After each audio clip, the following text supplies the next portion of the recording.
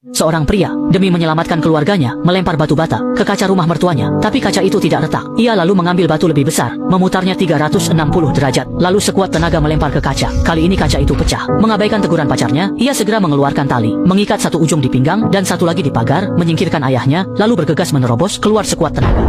Sebelum Pria memegang erat lalu terjatuh. untung kekuatan lengannya cukup. Di saat kritis ia memegang tepi. Setelah menenangkan diri, ia mengerahkan tenaga pada kedua tangan. Tangan kanan meraih pagar, lalu dengan satu gerakan ia melompati pagar. Pacarnya menebak maksudnya, lalu melemparkan kantong kepadanya. Setelah dibuka, ternyata itu barang yang ia butuhkan. Ia tak ragu, segera menghancurkan kapur, lalu mengikat kantong itu erat di pinggang. Ia mengambil tongkat, berteriak ke seberang, lalu kembali berlari ke sana. Tak disangka, tongkat tidak tersangkut di celah. Pria itu langsung terjatuh. Untung, akhirnya ia memegang pilar batu. Ibunya yang tua di belakangnya ketakutan, memintanya segera kembali. Sementara pria itu melihat gas beracun di bawah.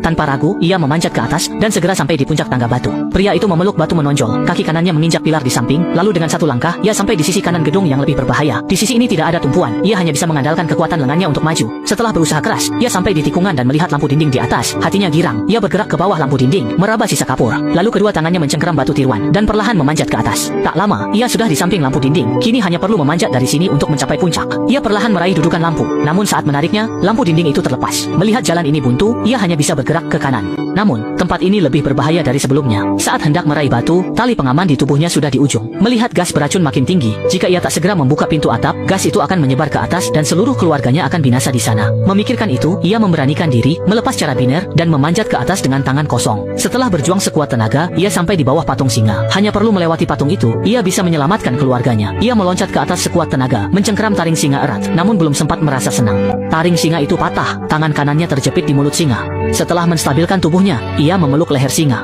Berkat usahanya yang tak kenal lelah, ia sampai di atap. Ia terbaring lemas di sana, tapi ini belum saatnya beristirahat. Ia segera membuka pintu besar dan membiarkan keluarganya keluar. Di langit ada helikopter penyelamat. Agar helikopter bisa melihat mereka, sang kekasih mengatur semua orang melambaikan senter dan mengirim sinyal Morse yang telah mereka pelajari. Helikopter itu mendarat, semua orang berebut naik. Namun, helikopter kelebihan muatan, jadi harus ada satu orang tertinggal.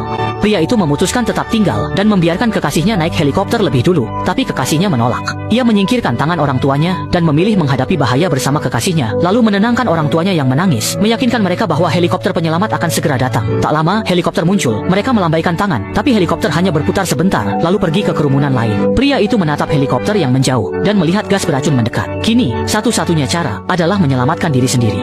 Ia segera berlari ke kamar, memasukkan tali ke ransel, lalu bersama kekasihnya naik ke lantai lebih tinggi. Namun, lantai itu sudah dipenuhi gas beracun. Pria itu sadar waktunya sedikit, lalu mengeluarkan satu-satunya masker dan memakainya sendiri saat kekasihnya lengah. Ketika kekasihnya bertanya alasannya, pria itu hanya bersikap acuh dan menyuruhnya tetap di tempat. Sementara